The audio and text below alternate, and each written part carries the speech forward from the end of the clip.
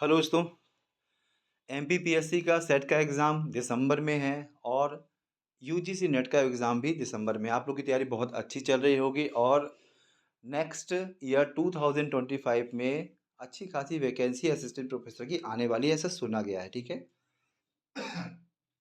तो आप लोग क्या कर सकते हैं, आप लोग प्रयास कर सकते हैं एक अच्छे से तैयारी करके सेट या नेट का कोई एग्ज़ाम निकाल लें जिससे आप भरने की योग्यता रख सके असिस्टेंट प्रोफेसर एग्ज़ाम की। ठीक है।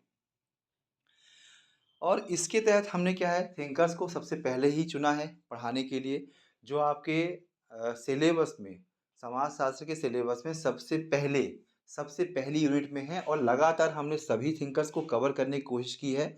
अभी करीबन 8 शायद थिंकर्स हो चुके हैं और ऐसे ही क्रम से सिलेबस, मतलब बिल्कुल सिलेबस टू सिलेबस चल रहे हैं हम लोग, और उसमें जो भी थिंकर्स के महत्वपूर्ण अवधारणाएँ हैं और उनके सिद्धांत हैं, उनकी महत्वपूर्ण शब्दावली है और उनकी जो किताबें हैं उन पर हम जोर देने की कोशिश करें जिससे आपको पढ़ने में आसानी हो। ठीक है। और यही एग्ज़ाम के पॉइंट ऑफ व्यू से बहुत इंपॉर्टेंट होता भी है। अब देखिए, आज का जो टॉपिक है वो रॉबर्ट के मर्टन है। मार्टन नहीं, मर्टन है। ठीक है, वो टाइपिंग मिस्टेक है। अब हम परिचय की बात करें, जो मर्टन क्या थे, 20वीं सदी के प्रमुख अमेरिकी समाजशास्त्रियों में से एक थे। वो वे टालकट पार्सन्स के छात्र थे और उन्होंने समाजशास्त्र के क्षेत्र में मिडिल रेंज थ्योरी देखी। मिडिल रेंज थ्योरी हमने हाईलाइट किया और रेड से, क्यों, ये किसने दी है, ये अभी अभी आप सामने आ गया। क्या है ये आपका है मिडिल रेंज थ्योरी। किसने दी है, ये दी हुई है किसने, मर्टन ने। बहुत इंपॉर्टेंट है, प्लीज याद रख लीजिएगा। और साथ में इन्होंने क्या, संरचनात्मक और कार्यात्मक दृष्टिकोण को विस्तार प्रदान किया। उनकी सबसे प्रसिद्ध योगदानों में से क्या है, social structure and anomie, scientific knowledge के समाजशास्त्र और रेफरेंस ग्रुप थ्योरी। ये आपको आगे पढ़ने को मिलेगा, मतलब एक मोटा मोटा आपके दिमाग में रहे कि हाँ इन्होंने ये चीज़ें दी हुई है। एक छोटा सा इंट्रोडक्शन हो गया इनका कि पार्सन्स के क्या थे, ये छात्र थे, जो भी पहले पढ़ा हमने। और उसके बाद इन्होंने कुछ मेन मेन थ्योरीज दी हैं। क्या क्या दी हैं वो आगे बढ़ते हैं हम लोग। अब हम सीधे आते हैं मुख्य अवधारणा में। पहला है उनका मिडिल रेंज थ्योरी। ये है क्या, देखिए ये क्या है, मर्टन ने व्यापक समाजशास्त्री सिद्धांतों और सूक्ष्म समाजशास्त्री अध्ययनों के बीच एक मध्यस्थ सिद्धांत विकसित किया। किसके, इसके व्यापक समाजशास्त्री सिद्धांत और सूक्ष्म, मतलब एक बहुत हाई रेंज और बहुत नॉमिनल, उनके बीच में एक इन्होंने क्या किया, एक सिद्धांत रखने की कोशिश की है।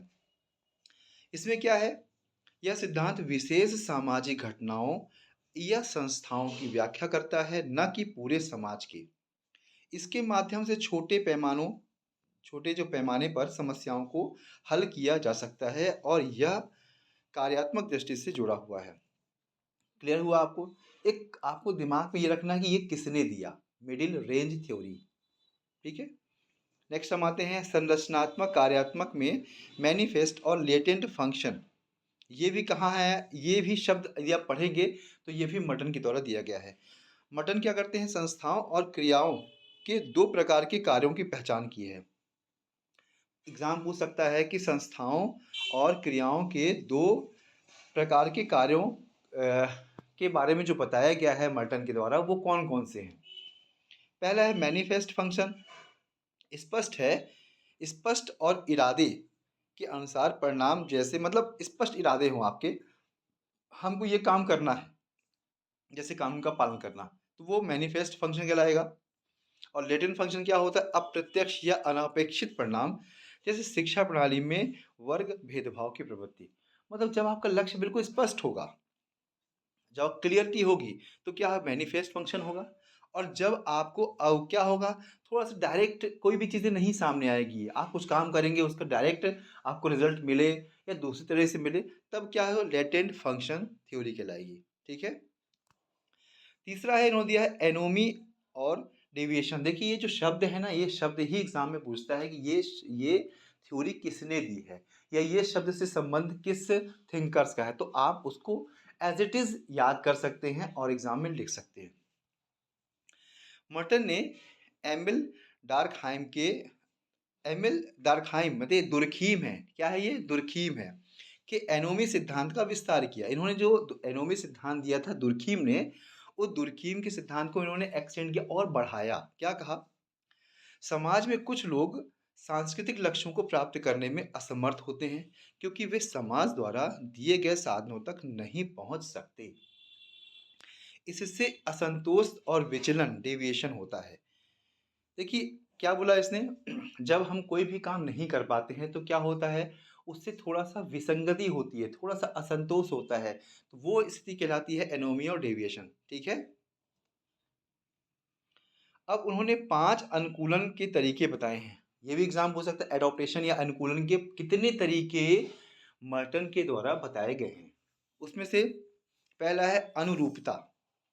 ये क्या है? स्वीकृत लक्ष्यों और साधनों का पालन। एक नेक्स्ट बताया है उन्होंने नवाचार, नए साधनों के माध्यम से लक्ष्यों को प्राप्त करना। अनुष्ठानिकता, लक्ष्यों को त्याग कर केवल साधनों का पालन करना। प्रत्याहार, लक्ष्यों और साधनों दोनों को त्यागना। और नेक्स्ट है और लास्ट है नए लक्ष्यों और साधनों को अपनाना। ये 5 प्रकार की संख्या ही मोस्टली पूछेगा और बहुत ही रेयर है कि बहुत एक एक टॉपिक को ये पांचों पूछे या इसमें से कोई एलिमिनेशन या एमसीक्यू के बारे में बताए। ठीक है। तो जनरली आपको 5 याद रखने हैं, इसके एनोमी के बारे में याद करना है आपको, और इसके पहले जो हमने मिडिल रेंज थ्योरी बताई थी उसको याद रखना है। ठीक है, आगे बढ़ते हैं हम लोग। कुछ समझ में नहीं आ रहा है, कुछ डाउट हो, कुछ क्लियर नहीं हो, तो आप हमें कमेंट्स बॉक्स में कमेंट कर सकते हैं। ठीक है। सेल्फ फुलफिलिंग प्रोफेसी ये क्या है? यह अवधारणा बताती है कि जब एक व्यक्ति या समूह किसी भविष्यवाणी में विश्वास करता है तो यह भविष्यवाणी के अनुसार व्यवहार करता है और अंततः वह भविष्यवाणी सच हो जाती है। यह धारणा थॉमस थ्योरम से प्रेरित है। नॉर्मल है, केवल आपको थ्योरम का नाम याद रखना है। ठीक है। पांचवा है आपका रेफरेंस ग्रुप थ्योरी। ये क्या है?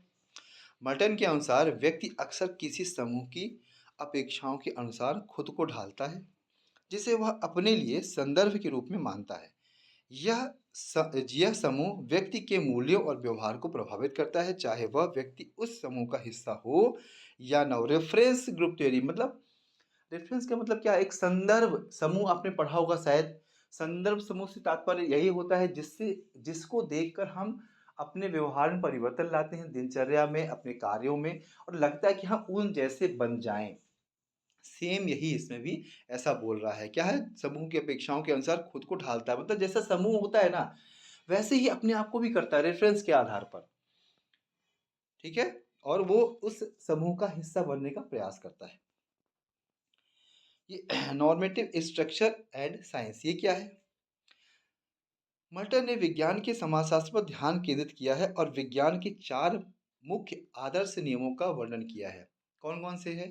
पहला है वैश्विकता, दूसरा सामूहिकता, तीसरा निष्पक्षता और चौथा संगठित संदेहवाद। एग्जाम में पूछ सकता है क्या? मल्टन ने विज्ञान के समाजशास्त्र पर ध्यान केंद्रित किया और विज्ञान के कितने आदर्श नियमों का वर्णन किया है या कौन कौन से हैं? तो ये आपके इसमें, इसीलिए हमने रेड से इसको हाईलाइट किया हुआ है।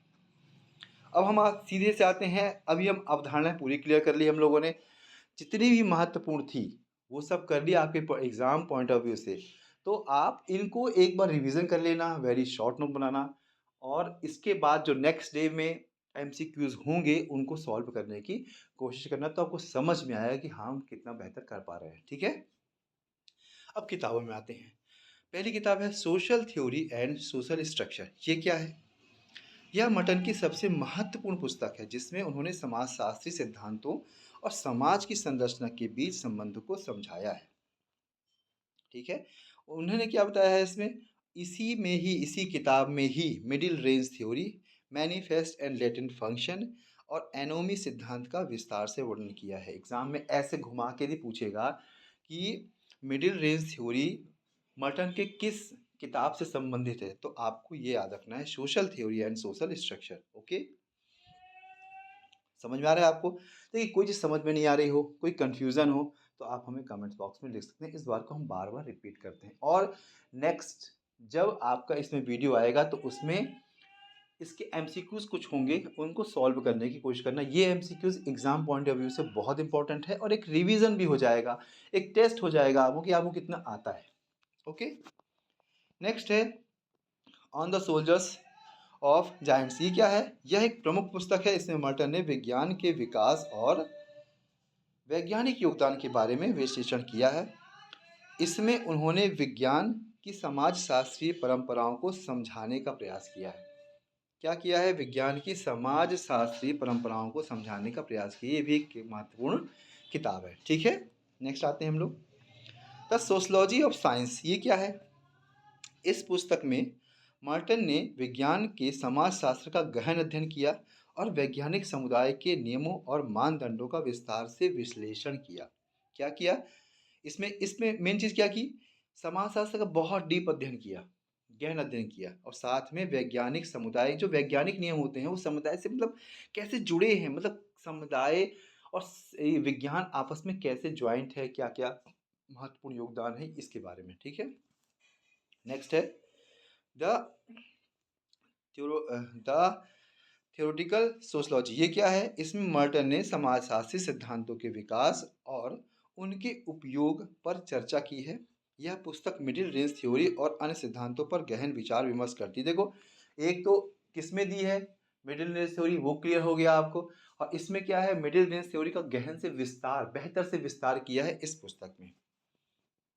ओके, अब देखो, ये पूरी किताबें महत्वपूर्ण हो गई आपकी, थ्योरी महत्वपूर्ण हो गई, और इन सबको यदि आप एक शॉर्ट नोट बना लोगे ना, तो आपको मर्टन से जुड़े हुए लगभग कोई क्वेश्चंस मिस नहीं होंगे। ठीक है, प्रयास करेंगे कि जो नेक्स्ट एमसीक्यूज हैं उसमें आप बहुत बेहतर तरीके से कर पाएँ। मिडिल रेंज थ्योरी बहुत अच्छे से याद कर लीजिएगा आप, ये अक्सर एग्जाम में पूछते हुए हैं। मर्टन कहाँ संबंधित थे? यूएसए से थे। ये किसके शिष्य थे? पार्सन्स के थे। ऐसी छोटी छोटी चीज़ें आप अपने दिमाग में रखिएगा। ठीक है, और समाजशास्त्र के क्षेत्र में कई महत्वपूर्ण सिद्धांतों का विकास किया इन्होंने। उनकी अवधारणा और योगदानों ने समाजशास्त्र की कई शाखाओं में क्रांति ला दी। ये बहुत महत्वपूर्ण है। मर्टन साहब, एक ना एक क्वेश्चन आएगा तो बहुत ऊपरी क्वेश्चन आएगा, ये किताब किसकी है, ये सिद्धांत किसका है। ओके, ठीक है, थैंक यू वेरी मच।